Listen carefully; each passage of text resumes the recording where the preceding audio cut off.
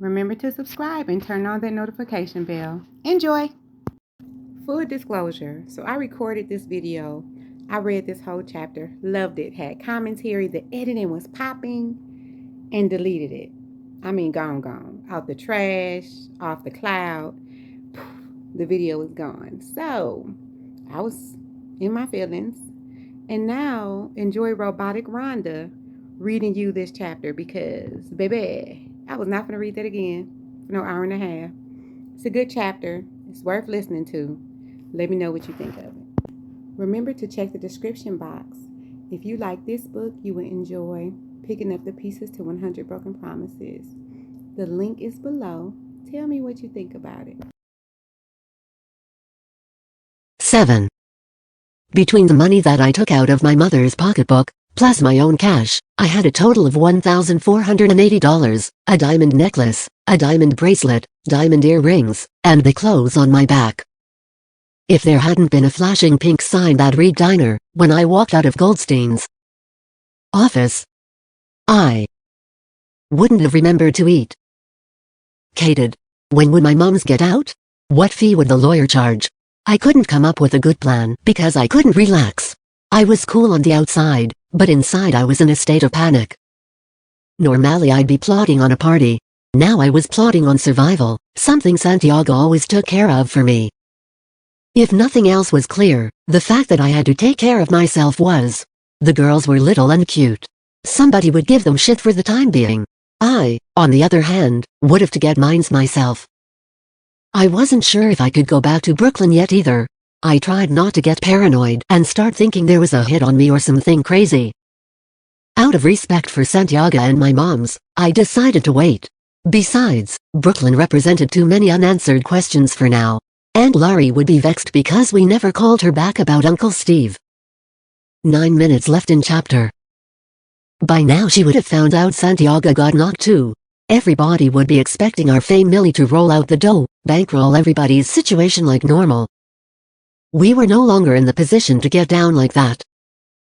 'Cause money had to go toward our own problems, especially Santiago's case. I wasn't about to put myself in the position of having to borrow shit from them either. I could see them trying to flip attitude on me something lovely. Bowing down was not something I do. I knew I could always chill at Natalie's. Her moms wouldn't give a damn and probably wouldn't even know I was there. But the shit Natalie pulled with Bullet had me looking at her like she couldn't be trusted. Realistically, Natalie was a lifeline. She had information. What I could do, I decided, was play her. Get to know what I needed to know. Tell her as little as possible and even throw her. 10 minutes left in chapter. A curveball now and then. I definitely wasn't gonna give her the pleasure of feeling like now me and her was on the same level. I would focus on the Lucci, the cash, the loot, and just how I was going to make it. I picked over my cheeseburger deluxe for an hour and a half before I came up with a plan. The impatient waitress tried to clear me out of the diner by exhaling real loud like I was taking up too much space for the amount of money I was spending. The key to getting back on top was midnight. He had the $50,000 Santiago told me about. Even though it was Santiago's money and I didn't know how much of it he would need toward legal fees, there would be no harm in me getting my hands on the dough. I was not in jail, so I might as well be useful. The smart thing to do would be to flip the cash. Invest it and double it at least. Then I could be. 8 minutes left in chapter. Liver the 50 grand to the lawyer and have a nice piece of change to set myself up as well. I would use sterling for as long as possible, at least until I got answers to the big questions about my mom, pop, and sisters. I couldn't see him minding. He seemed to enjoy being used. I'd just pretend that all of a sudden I realized he was the one for me. He'd stare at me with those big dumb eyes and be happy I had finally seen the light. Whatever chick he had there before I came last night, she'd just have to wait. Eventually she could have the man. I just wanted the pockets, the apartment, and access to his little putt-putt to handle my business. Goldstein located Mom swiftly. He told me she was being charged with resisting arrest, insulting and assaulting a police officer. From his estimation, those charges were just a means for. 8 minutes left in chapter. Them to hold her for questioning about Santiago and his operation. He put in his notification of representation. The court was backed up, and she wouldn't be arraigned until Monday morning. He said this was a good thing because he needed time to get to Santiago's safety deposit box at the bank to see the status of things so we could settle the financial matters. He told me he was 98% sure he could get the prosecutor to lessen the charges on Mom, drop them completely or at minimum get her out on her own recognizance since she had no previous charges. This way she wouldn't have to post bail. She'd just have to show up for her court date. He sternly told me to call him around 3 o'clock Monday. Things were out of my hands. I had 2 hours before I had to pick Sterling up, so I went shopping. Nothing expensive, The Gap, Banana Republic, basic shit to get me. 8 minutes left in chapter. Through the weekend and the following week, $300 was the budget I gave myself. Why waste words on Sterling? Know that he was quick to dump the female friend he had over the other night. He was glad I decided to stay with him for the 2 weeks my parents were out of town. He said he couldn't blame me for not wanting to stay in that big house alone and that he was happy I chose to spend my spare time with him. Early Monday evening, Mama was released. She had on the same clothes she went in with. Overall she looked busted. Wig off, hair in bad need of lines, mouth permanently twisted, I guess. She went off about the Fed seizing her leathers, furs, suedes, jewels, furniture, and house. She was enraged by the loss of her record collection, which she had carefully acquired over the past 17 years. Who ever heard of? 7 minutes left in chapter. The legalized robbery they orchestrated? She cried. And whoever thinks they can steal my baby's got to be crazy, 'cause I'm going to get them first thing tomorrow when the Bureau of Child Welfare office opens. And Magdalena needs her ass kicked. She should have known better than to let some woman in the house who was not in our family. And let me see some motherfucker driving around in my red Benz, sporting my wares. They'll get their ass carjacked right on the spot. Where are you going to live? I asked Mama. Don't worry about me. What else can they do to me? She asked. They already shot me in my face. What they gonna do next? She started laughing like the penguin on Batman. Are you going to stay with Aunt Laurie? Yeah. She's gonna be pissed about Stevie and money and everything, I warned. She waved her hand in the air as if to say none of that mattered. After all I did for her, Santiago gave that worthless husband of hers a job when nobody else would. She better recognize. She just better make room for me. Treat me like the queen I am and just help out till Santiago gets home. He'll straighten all of this out. Speaking Santiago's name put her in another frame of mind. I saw her eyes switch and her voice did too. I saw Santiago, I said. He's all right. He asked about you, of course. He wants you to come down to see him on Thursday. Dress your best, he said. He wants to show you off. Mama cried. The twins were divided. We don't like to do it, but all of our 7 minutes left in chapter. Facilities are overburdened. We had a space for Mercedes. Santiago. In Manhattan. Other one, Lexi, is in Brooklyn. Porsche Santiago is in Queens. There will be no problems getting them ready for release, but we have to release them to a stable environment. As it stands, Miss Santiago, you are still under criminal investigation. You have no residence. The address you're listing here, your sister's apartment, is a Section 8 residency. This means it must meet federal regulations for living arrangements. Your sister already has 3 children in her apartment. There are only 3 bedrooms. Therefore it would be a violation of federal codes for us to release 3 more children into this apartment, or even 1 for that matter. Your sister has 1 daughter and 2 sons. Under federal regulations, a male and female child cannot share a room together after they're each 10 years. 6 minutes left in chapter. Of age. You stated your sister's sons are 12 and 15. We just can't do it. Do you have a relative who can speak up for the children who has extra rooms in a non-rent subsidy, federally regulated building or house? All of our peeps were in the projects. So that question didn't deserve an answer.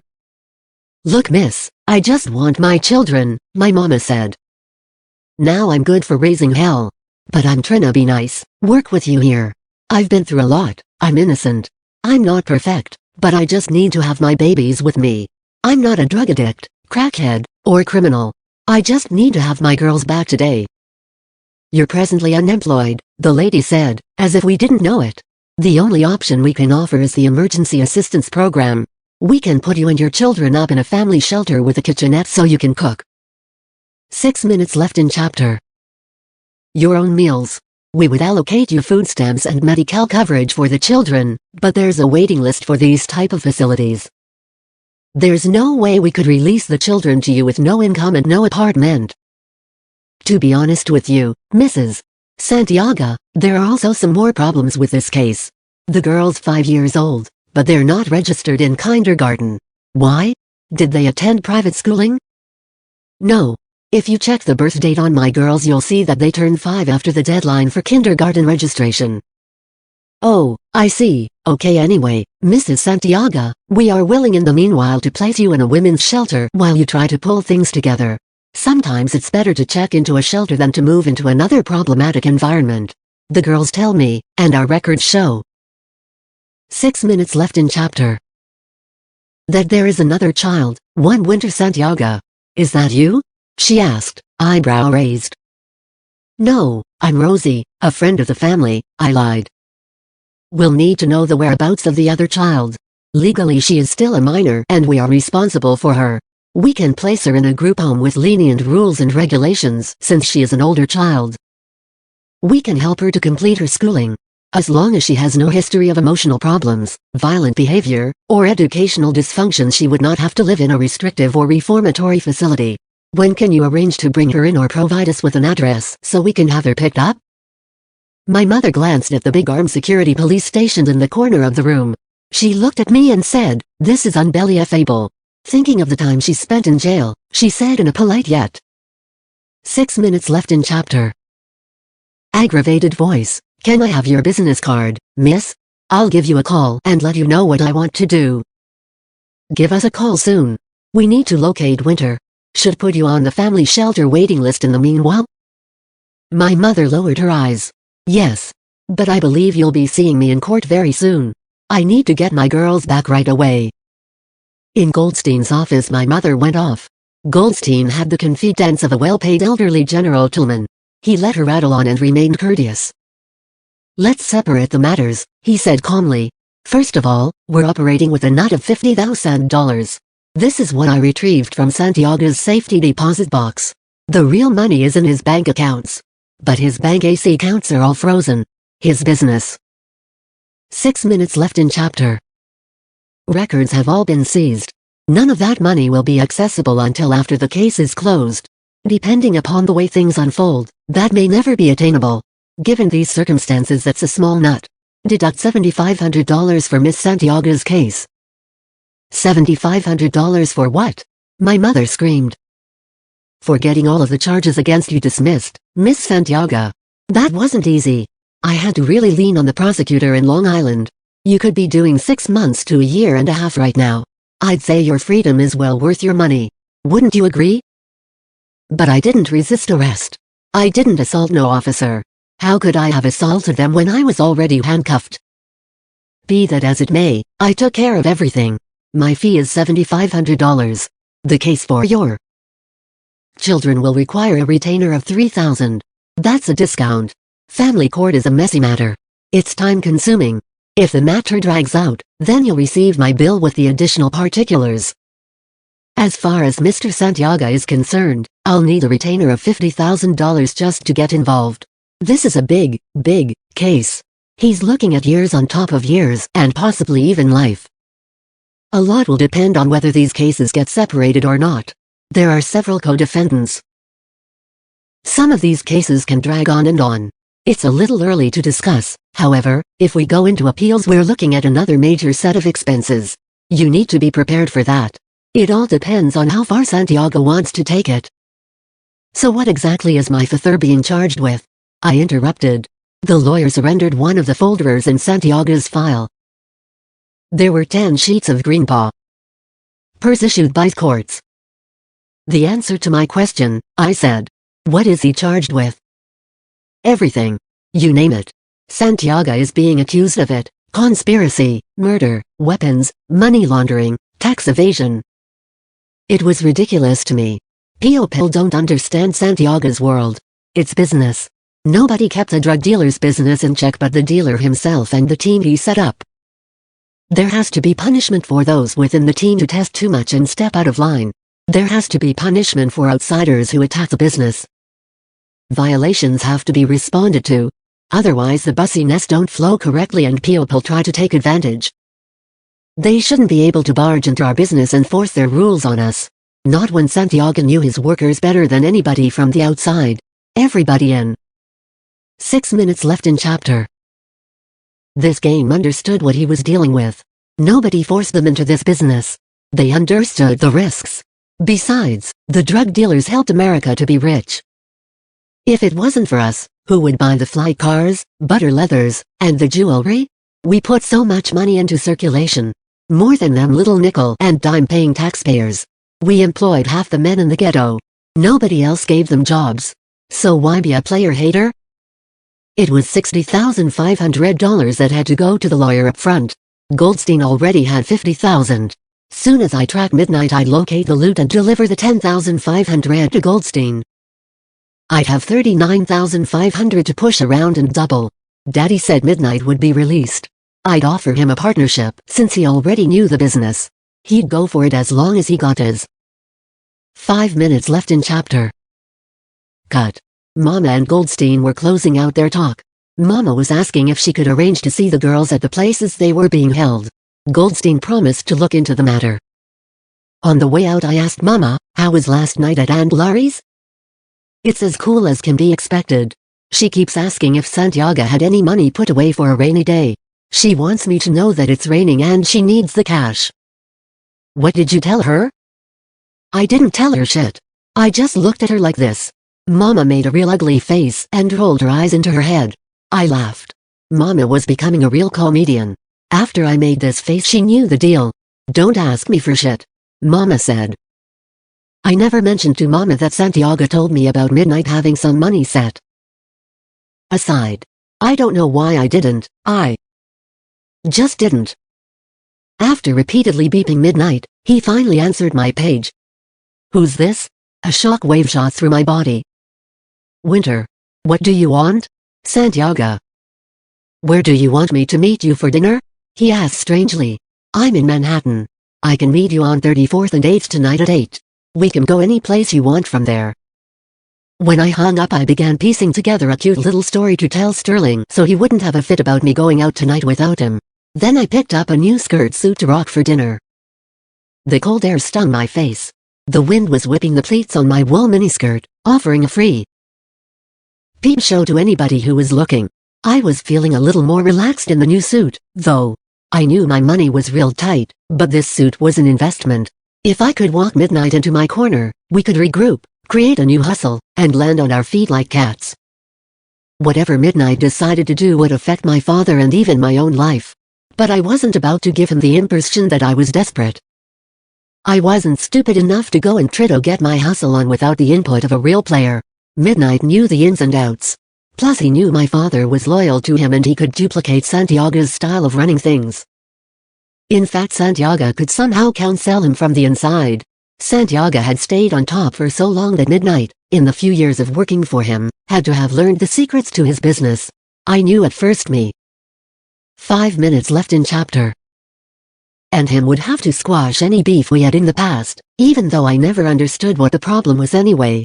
He acted like me wanting to get with him was a crime. As serious as things were now, I was sure he would see that me and him gotta work together, otherwise some lowlifes were gonna be happy to watch us sink down to their level. I promised myself not to piss him off. I was gonna stick to business. Don't talk business over the phone. Midnight had rolled up to the curb and dashed open the window. He didn't even get out of the car. He didn't even say hello, peace, or what's up. You called about the money, right? Well, I'll have it for you Monday morning. Where do you want me to drop it? I thought we was going for dinner, I said nicely, bugging out on the way he was treating me. That was just something to say to keep you from running your mouth on the phone. There's a lot of brothers in jail today because they or some silly girlfriend don't know how to shut up over the phone. I knew what you wanted. I'll take care of it. Meet me Monday at 1:30 p.m. on the pier outside of Louis' restaurant at the South Street Seaport. He pressed a button and the window closed tight. As his wheels started to roll, I kicked his car with my foot. Wait a minute. Wait a fucking minute. Who the fuck do you think you are? He hit the brakes, reversed, and the passenger window rolled down. Are you crazy? The last thing you want to do is make a scene. Well, I'm gonna make a movie if you don't show me some respect. Respect, he laughed. What you know about that? I saw your naked ass on that videotape sipping champagne with Bullet. Who'd ever known that Santiago's daughter was sipping bubbly with a nigga who's a worker for the other side? While your daddy was being raided by the feds, you were having drinks butt naked with the enemy. His words pierced me like knives. I was tongue-tied. I had been part of the setup. My mind tried to reject any blame. I would never do anything to hurt Papa. My chest was heated up. My mouth cranked up and said whatever came to mind. Yeah, I was with Bullet. So what? You got a problem with that? I spent the night in jail behind your stupid shit. That's right. Slick Kid brought the video to Big Mo's to celebrate how much of a fulsome small-timer like him made of Santiago's daughter. He showed the video on the bar TV at Mo's, our spot, where we used 5 minutes left in chapter 2. Run shit. I'm chillin' in the back room doing what I'm supposed to be doing, when Mo comes to the back to tell me what's going on. I come out to the bar area, blowing my cover. Here I'm the only nigga on the team who ain't got pinched by the feds. They ain't got nothing on me, but I gotta sit in the pen for 2 nights for beating the shit out of a little broke-ass nigga cause you a stupid bitch. Back off my ride. I'll bring your money on Monday. He pulled off. Furious wasn't enough to describe the intensity of my feeling. Below the anger, my thoughts played dodgeball. I ran to the nearest telephone and gave Natalie a call. She picked up. Her usually bold voice was quieted by sleepiness. Yeah. What's up with your man, Slick Kid? Oh, forget him. I'm not messing with him anymore.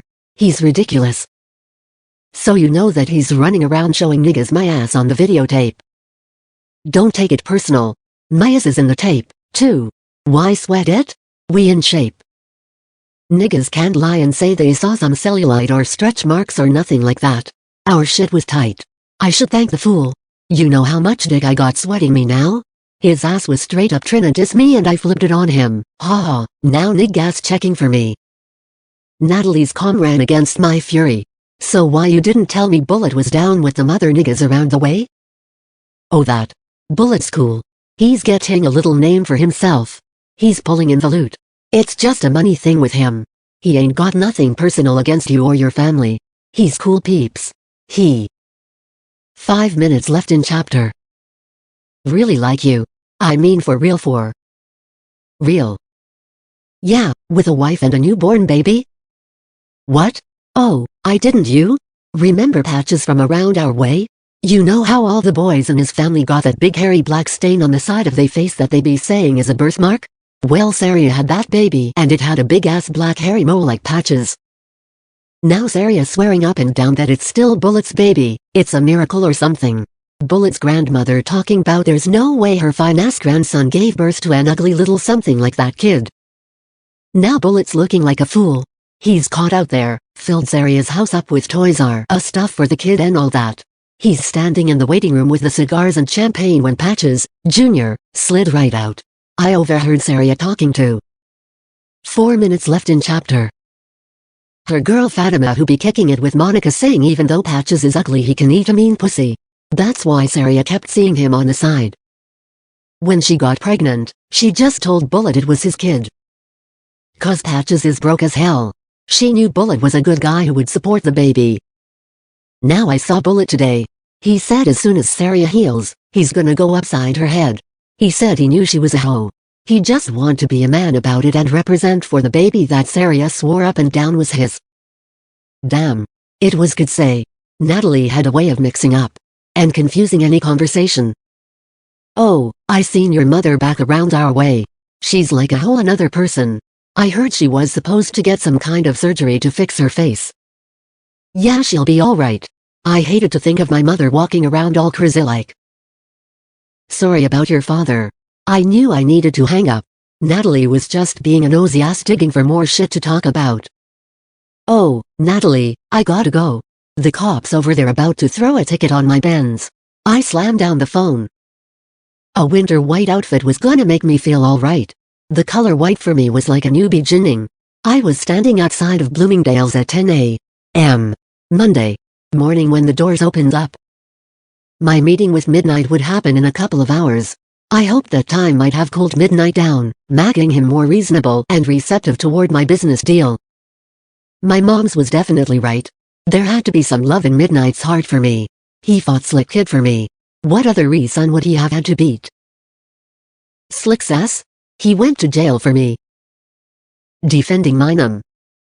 My Nicole Miller dress was not that expensive. It was the shoes and the bag that sent the bill soaring. I took a chance at a new hair shop, at least it was new to me. Those girls from the Dominican Republic hooked my hair up lovely. It was a silky long wrap, China style, blunt cut. At 1 p.m., the South Street Seaport was alive. Glasses were clinking, spoons, knives, and forks in action as the lunch crowd flowed in and out. The restaurant was in the open air. You could feel and smell the breeze coming off the East River. I fit right in with the well-paid executive lunch crowd, sporting my diamond necklace, bracelet, and earrings. When Midnight walked in the room, everything around him seemed to slow down. He had the presence and body of an NBA player. He was perfectly in control. The hostess. 4 minutes left in chapter. Led him to his seat and handed menus to both of us. The busboy filled our glasses. I told you to meet me on the pier outside of the restaurant. You have a hard time following directions. I was hungry so I stepped in. His bad mood was ruining my outlook. We got a problem, he said. We? I said sarcastically. Listen, I don't have time to play games with you. The money is gone. What do you mean the money is gone? That's bullshit. No, that's more than bullshit. That's fucked up. You took the money for yourself. I was gonna share it with you. Santiago said you was honest. He is gone for 2 minutes and look how you do. Midnight had his hands folded in front of him. His jawbones started flickering and his big thick lips curled under. If was a different type of man I'd break your ass up right here in front of everybody. Now, hear this shorty. Your father was like a father to me. He gave me a break. For 5 years I never sifted 1 penny from him. I could have easily, because I was close to him. But Santiago paid me well for my services. I got my own loot. He grabbed the bottom of my face tightly, adding, so don't ever use your pretty lips to destroy my reputation. It took me a long time to build it, and believe me I earned it. Well, what happened then? What happened to my father's money? I asked desperately. May I take your order please? The waitress asked. Give us a few more minutes, Midnight said. The waitress exhaled and left like we were gonna jerk her for her tip or something. You don't need to know what happened. Less is better. 4 minutes left in chapter. Well, what will I tell Santiago? I'll go and talk to Santiago, he said. Well, what am I supposed to do? I asked. My voice was trembling. I was using all of the strength inside of me not to break down or maybe go crazy and start throwing steak knives around the room. Let me try to work something out. Give me until Friday. I'll try to do something for you. The waitress returned. I'm sorry, she said. This is the lunchtime rush. We need you to order now or... Midnight stood up, placed a $20 bill on the table. We'll be leaving. When I called Mama she asked for the $700 I had taken from her pocketbook. When I told her I was broke, she started cursing and yelling about. 4 minutes left in chapter. Needing money to go and see Santiago. Not wanting to give her anything from the last $500 in my pocket, I tried to humor her but she wasn't going for it. I know how locked in on an idea she could get, so I promised I would go through my belongings at Sterling's mother's house and try to pull together some cash. We could go and see Santiago on Thursday because those were his instructions anyway. Those were his instructions to you. I am not a child. I'll go and see my husband anytime I want to and I say I'm going today. You go get that cash together now. And meet me at Goldstein's office at 3. I hopped on the train and jetted back to Sterling's house. I had to take off my dress and switch my bag before I met Mama or else she'd be pissed that I spent her money on clothes. I took the tags and clothing receipts out of my 4 minutes left in chapter. White pocketbook and laid them to the side just in case I needed to return everything to get some extra cash. The idea was painful to me because I couldn't see anybody wearing that dress as good as me. When I arrived at Goldstein's my mother was wearing a dress I had seen Aunt Laurie wear more than a few times.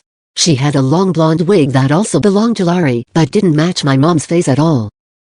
She put it on to cover the left side of her face. It did cover her scar, but the fashion trade-off was just not worth it. I gave her a kiss and she immediately turned and asked, "Did you get the money?" "Yes, Mama. I have enough for both of us to go see Santiago, eat some dinner, and for you to get back to Brooklyn." "Good," she said. "Let's go. Don't you have to see Goldstein?" 4 minutes left in chapter. I already saw that crazy man. He's talking about I can go and see Portia tomorrow but it will be a supervised visit. We can't leave the facility with her. These people trying to treat me like I did something wrong, like I'm some type of child molester or pervert or something. They processed us at the jail, checked identification, made us take our shoes off and laughed at the hole in Mama's stocking right at the big toe. They patted us down, frisked us, and escorted us to a bus that took us to the prison waiting room. We signed in a big book, learned my father's prison number, were told never to forget it, and we sat. The room was filled with all kinds of women, all ages, and some children, mostly all dressed in what would be their bests with about 50 different perfumes, deodorants, and colognes hogging up the air. The carefully stationed guards stood in each corner doing nothing except making sure we did nothing. There was one big mouth guard coming in from the corridor that led to where the prisoners are. He would come into the room yelling the last name of the prisoner, escort the visitor to the back, and signal when your time is up. When he finally came in and called out Santiago, my mother got up. So did this young Puerto Rican woman holding a baby boy. My mother went to the guard and asked, "Are you calling for Ricky Santiago?" The officer replied, "Yes, ma'am." But both women kept approaching. I was seated in the chair waiting for Mama to see him, then I would be next. I checked out the mix-up. The Puerto Rican girl I guess was about 22 years old. She had long, jet black hair down to her ass. She was sporting a Donna Karan pantsuit, something. 3 minutes left in chapter. To mention because that was the expensive line. Most people could only afford the Kenny line. She had a big diamond ring on the unmarried finger. Her son had on baby Jordans, a guest jumper with a matching hat. He had a gold identification bracelet on his little wrist. The officer held up his hand and said, "Sorry ladies, there is only one visitor at a time. Now who's gonna be first?" I thought to myself, that's how my son's gonna look, dipped and paid. My mother said, "I don't know which one of us you're talking to. I'm here to see my husband, Ricky Santiago." The Puerto Rican girl was proud but reserved. She said, "It's okay, officer, I wait." My mother blew up, jumped in the girl's face, and said, "What do you mean you'll wait? I'm here to." 3 minutes left in chapter. See Ricky Santiago. Who are you? Here to see? No, it's okay, the lady said, waving her hand so my mother would go away. What do you mean, it's okay? My mother's face was angry and her twisted mouth was going non-stop. Who are you going to see? Are you trying to say you're here to see my husband? The lady stood there blank-faced and did not answer. I said, "Who are you here to see?" My mother yelled. The guard jumped in between the two. "Ma'am, it really doesn't matter." The lady said she'll wait. "So you come along with me and leave her alone." The guard grabbed my mother's arm firmly and led her down the corridor for her visit with Santiago. My investigation started the minute I could no longer see my mother. I went to the sign-up book, telling the officer I wanted to make sure I put down the right 3 minutes left in chapter. Number for my father. I checked the number me and my mother wrote, and ran my finger down the row of numbers until I saw Santiago's number written again. I slid my finger across to the left side of the page to see the name of the visitor. It read Dulce Tristamante. I approached Miss Dulce slowly, sat in the chair by her, and said, "So, are you here to see Ricky Santiago?" Letters it was engraved Ricky Santiago Jr. "You lying bitch. You are here to see my father? You fucking whore. Don't you come here looking down on my mother like you better than somebody. Look, I didn't say anything to you so bad." The guard jumped in between the two. "Ma'am, it really doesn't matter." The lady said she'll wait. "So you come along with me and leave her alone." The guard grabbed my mother's arm firmly and led her down the corridor for her visit with Santiago. My investigation started the minute I could no longer see my mother. I went to the sign-up book, telling the officer I wanted to make sure I put down the right 3 minutes left in chapter. Number for my father. I checked the number me and my mother wrote, and ran my finger down the row of numbers until I saw Santiago's number written again. I slid my finger across to the left side of the page to see the name of the visitor. It read Dulce Tristamente. I approached Miss Dulce slowly, sat in the chair by her, and said, "So, are you here to see Ricky Santiago?" She looked into my face nervously and said, "No," but then I saw the baby bracelet. In big block letters it was engraved Ricky Santiago Jr. "You lying bitch. You are here to see my father? You fucking whore. Don't you come here looking down on my mother like you better than somebody. Look, I didn't say anything to you, so back the fuck off me." Sweet little Dulce's 5'2" petite frame turned into a roaring fire, the kind most of the Puerto Rican girls I know have. If she wanted to fight, I was down for that. What wasn't gonna do was let her post up and act all cute and snotty like she had one up and over on me. "We can take this right outside," I said, threatening her. "No, we can do this right here," she said, handing her son to an elderly woman seated next to her. "What you gonna do? Come on." The guard from the right corner threw himself in between me and her. He smiled and said, "Ladies, this is a jail." "What are you gonna do, kill each other over some bum behind bars?" Then Dulce and I both started screaming on him. His response was, "I'm gonna put both of you out if you don't shut up. Now you go sit on that side," he said, pointing. "You on the other side." Me and her exchanged stares. I wanted her to know I would catch her again, and next time I would have my razor. When I looked at that baby seated on her lap with the jet black curly hair, those big brown eyes, those clothes, and especially that bracelet, I knew it was my father's son. I wondered how much money Dulce got away with. I bet nobody raided her house. She probably got all kind of jewels and cash stashed away. Apparently she still had her clothes, too. There was no telling how much of our family wealth she was using up. I became enraged at the idea that he was taking better care of this little bastard than he was of me, his firstborn. Here I was scheming on survival when she was living a life of luxury. Why? Only because she gave Santiago the son he always wanted. When Mama came out from seeing Santiago, she glanced at the baby boy and threw her head up in the air. Dulce stood up with the baby, and I guess the old lady was the grandmother or some. 3 minutes left in chapter. Thing. They went and stood by one of the guards. Mom asked if I was going in to see my father, cause I was just sitting there motionless, steaming. "No, not hardly. Not today," I told her. Mama straightened Aunt Laurie's dress. She pulled out a small mirror and checked her wig. She patted it insecurely. She shot one last look at Dulce. Then she ran her eyeballs up and down Dulce's clothes, grabbed my hand and said, "Come on, Winter." On the bus ride home, Mama explained that the whole thing was just a crazy mix-up. Santiago told her that the entire jail was filled with blacks and Latinos, and a lot of inmates had the same last name. "It happens all the time," she told me. "Don't worry about a thing." I just listened, feeling sorry for my mother. For the first time in my life, I was mad as hell at Santiago. 3 minutes left in chapter. The next morning, I waited in Penn Station for my mama. We were set to see Portia at the group home in Queens. So much had happened the day before that I hadn't had much time to think about my sister at all. I decided I could pick up some $5 stuffed animal for her. In Long Island she had a collection of stuffed animals that Santiago brought for her from every and any place he ever went. At last count she had 86 stuffed animals. Santiago even had special shelves designed for the animals to on. There were 3 levels that extended across 4 walls in all directions. Each stuffed animal was seated in an assigned seat Portia gave them. She had a name for each one of them and knew them all by heart. Whenever the twins would sneak into her room to play with them, Portia would know because they... 2 minutes left in chapter. Could never put them back in the right order. I picked up a Winnie the Pooh because Portia always liked him. I checked for the price. The Winnie was more than $10.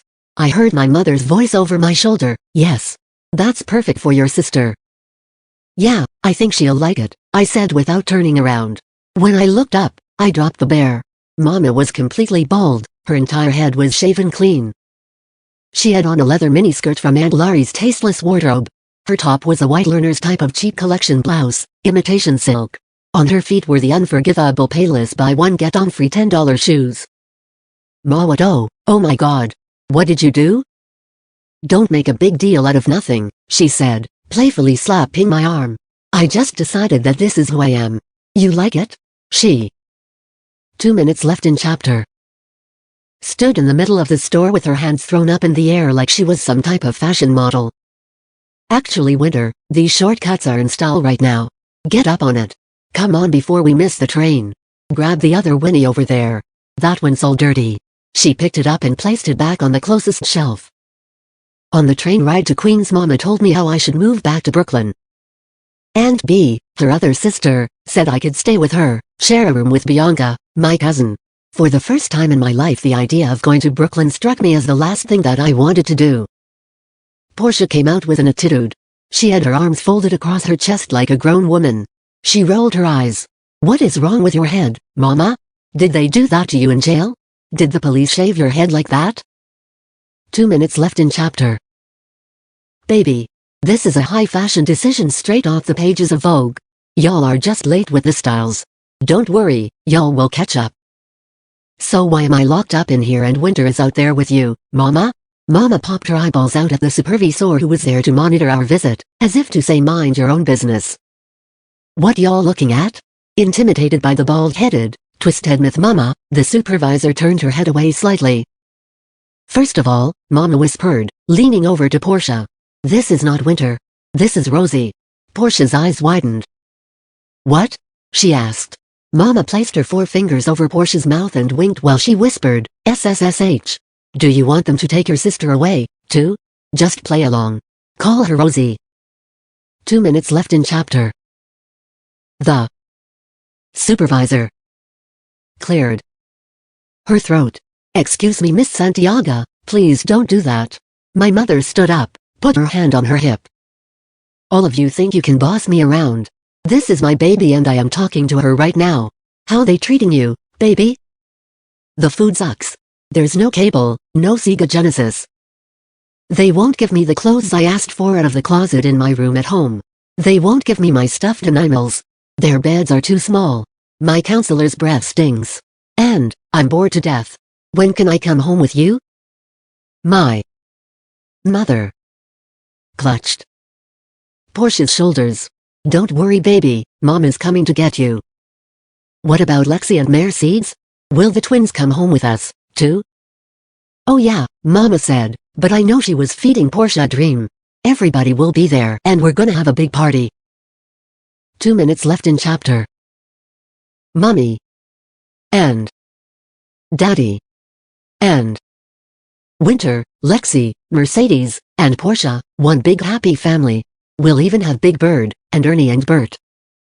Portia flagged her hand at Mama, I don't even watch them anymore. By the end of our visit, the supervisor had to drag Portia out of the room, kicking, biting, screaming, and crying. She wanted to leave with us. Mama jumped the supervisor and fought too.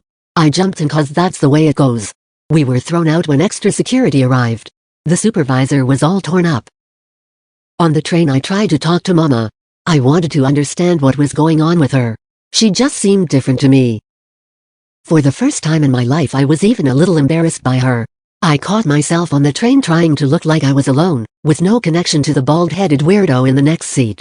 I would stare straight ahead, then turn my 2 minutes left in chapter. Legs slightly in the opposite direction so people wouldn't think we were sitting together. Mama kept talking to me anyway, making it clear that we were together. Seriously, Mama, why did you cut off your hair? She started to make jokes and I grabbed her arm. No, seriously, why did you cut off your hair? I was just mad.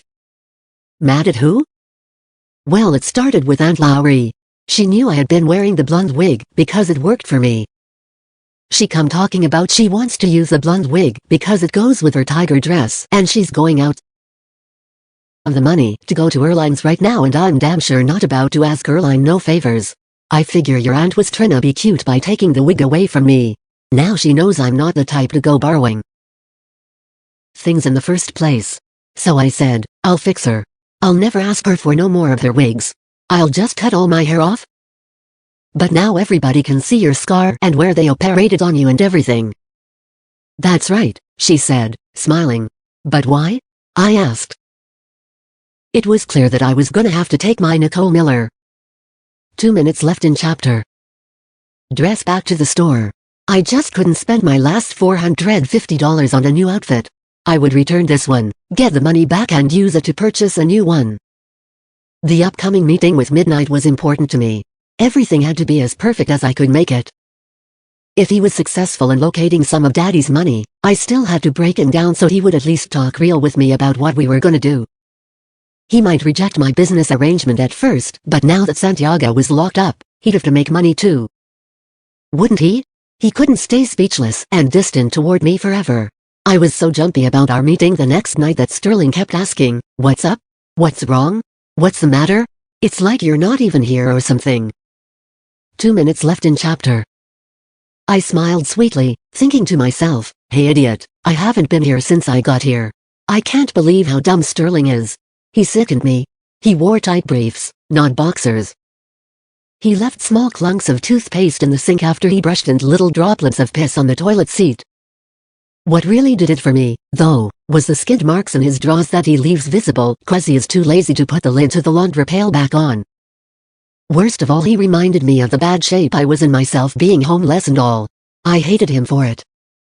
Sterling only had about $100 to $150 a week spare cash on hand after paying the bills. He really ought to have realized he couldn't buy no quality ass for that kind of money. Friday it would all be over for him. I would tell him my parents were back from vacation. I'd leave with my things in one of his suitcases. He'd call me. Budget. The budget was if he came with something around $50,000. I would bring money to the lawyer for Santiago even though I was still mad about Dulce. I would take a couple of $1,000s for an apartment. If I was lucky, I'd find a place big enough so my moms could get my sisters back and we could all chill. The rest of the money would be for me and Midnight's investment. Now the budget worked like this. If he came back with $20,000, I'd pay the lawyer 10, invest 7 and keep 3 for myself. When our investment paid off, then I would worry about everything and everybody else. At 59th and 8th, I sat outside of Central Park near the statue and waited for Midnight to arrive. When I spotted his freshly washed black Acura with the gleaming rims coming around the circle, my heart jumped. He pulled up to the curb. "Get in." "How you doing, Midnight?" I asked, really sultry and cool. I was gonna be more womanly and in control, I told myself. "I'm cool," he said with little emotion. "Well, what did you come up with?" "Yeah," he said, "we can check out that museum. It's only a few blocks over." "What?" I asked as I knitted my eyebrows together. He raised his hand to cut the conversation short. I was wondering what was going down. I sat quietly. Glancing to the left, into the back seat I caught the glimpse of a suitcase strap. My body filled with panic when I saw Midnight's bags packed. So many different thoughts filled my head. The first one was, treachery. Midnight had all the money. All of it, I thought. All the money Santiago had, he had. Now he was gonna break me off a little piece, pretend the rest had been stolen and fly to Colombia or something to hide out. Midnight must have been down with the other team all along. He sold Daddy out and that's why he was the only one who didn't get locked up. Now he was dipping out on not only Santiago, but the other guys too. He had a plan so sweet that he has ended up with all their cash and both of the other teams got jerked. When I turned sideways and looked at him, I thought he looked so sincere. A new thought came. He was gonna show me the money, all of it, in a yellow business-type envelope. No, a briefcase, a black briefcase. Then he was gonna say that he and I should go away for a while to regroup, organize ourselves, make some more dough, big money. We would send the money to the lawyer for Santiago and give some to Mama, then we would leave. But then, why didn't he tell me last time I saw him to pack my bags? "Get out and wait on those steps," Midnight said, interrupting the thoughts. "Where are you going?" I was worried. "I'm gonna pull the car around over there where I can park." "What's up with the museum?" I questioned him after he'd parked the car. "We not going in there," he said. "So why did we come here then? Come on. We'll sit down right over there." He pointed to a table with benches. When I got over there, I noticed nasty blotches of bird shit splattered around. "Let's sit over there," I said, directing him to another table with an umbrella surrounding it. Midnight grabbed my arm tight. I said, "Sit down here, a little bird shit ain't gonna hurt you. I gotta be able to see my car." I grabbed a little leftover newspaper off the round table to cover the shit on the bench. It took everything I had not to show how aggravated I was. With slight attitude I asked, "So what's up?" I don't talk in my car, Midnight whispered. You never know who's listening in. He laughed. Either he had lost his mind in the last 4 days or he was just telling a joke. Everything is fun and games for you, Winter, huh? I got serious then, too. I wasn't gonna let him make me feel like a child. So what's all the luggage for? Are you going somewhere? Yeah, I'm leaving. Going where? I was horrified. That's my business. All you need to know is I'm outta here. No, that's not I need to know, I said, standing up. I need to know what the fuck is up. Santiago said you had his money and it should be obvious by now that I need to have it. I talked to Santiago, he said. He knows what happened. The money is gone. Even the money he put aside for situations like this is gone. Somebody he trusted double-crossed. The way I see it, he got raided by the street niggas and he got raided by the authorities. The authorities uncovered shit nobody but family should have known. Now niggas is turning state's evidence on Santiago. The shit is bad, real bad. Well, let me ask you something, Midnight. How come you get away smelling like you ain't had shit to do with nothing? How come everybody else is behind bars and you cruising around in your damn Acura like your shit don't stink? 1 minute left in chapter. Because I'm smart. I figured this day would come and I planned for it. Nothing good lasts too long. I never did no talking to anybody. I never kept no shit in my place. You can't be in this business yapping off at the mouth like a woman. Half the evidence they got on niggas is niggas telling on themselves over the phone and in their cars. The feds is listening in, clocking niggas, recording shit, straight up snooping. Niggas running around buying too much shit with no reasonable cover to explain where it came from, flashing, making a scene. Stupid shit. But a man can't tell another man what to do. You can't teach a man how to humble himself if don't want to. Every man gotta do it his way. I did it me way. It worked out for me, that's it. You trinna say you a better man than my father? I asked, tears running down my face. Nah, nothing like that, he said. Your father's a smart man. I learned a lot from him. Sometimes a man as smart as your father can see everything and everybody else but he can't see himself. Your father was sharp but sometime, he let women influence him to make moves he knew he shouldn't make. Women? Are you referring to my mother? For the most part, he said in such a cool way I wanted to kill him. Did Midnight know about Dulce all along? Had he met with Santiago in Dulce's apartment the same way he met with Santiago in my house? What other secrets was he keeping? Women, he said, as though he was an old man, are emotional. That's why a man gotta be strong. Now emotional women have a way of pushing for what they want and not thinking about how things gonna end up. Sounds to me like you don't. Even like women. He laughed. I like women, but I like smart women. A smart man never chooses a dumb woman. All she can do is make demands, spend his money, and bring him down. Now he was stabbing me back. He thought I was gonna bring him down. Or maybe he thought Mama brought Santiago down. Any way you look at it, it was a knife in my stomach, an insult, a diss. I had no time to dwell on the pain, so I pulled the knife out by saying, what about me? What am I supposed to do? What did Santiago say for me to do? Santiago said go back to Brooklyn, it's okay now. Go back to Brooklyn and do what? Live where? Your Aunt B has a spot for you. Santiago worked that out already. The idea of returning to Brooklyn with nothing seemed crazy to me. So what, Brooklyn's not good enough for you anymore? He asked. Apparently it's not good enough for you, that's why you leaving right? Nah. I live simple. Brooklyn was all right for me. I'm leaving cause there's nothing to stay for. The feds would love to catch me slipping or pin some shit on me I didn't even do. They hate to be outsmarted. They ain't got noth IG on me. My place was clean. No drugs. No jewels. No money, and they hate it. Rather than sit around waiting for them to cook something up and them devils will cook something up, I am out. I'm out like I was never even here. I did time already. The first time was the last time. Anybody try to take me down, we all going out, right there on the spot in a hail of gunfire. Cause I'm never going back to jail. His words were clear.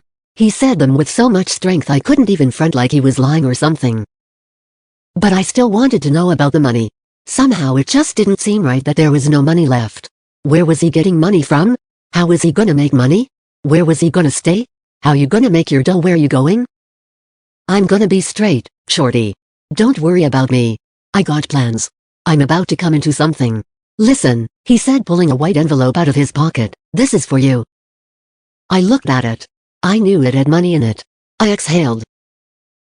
Dirt, what would I use it for first? What step should I make next?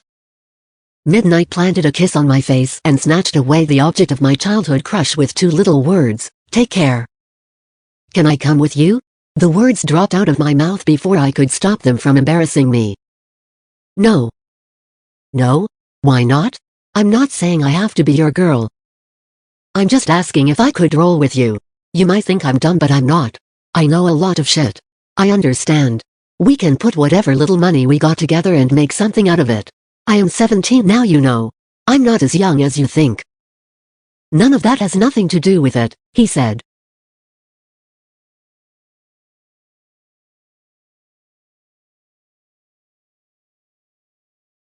Sir, always know with you.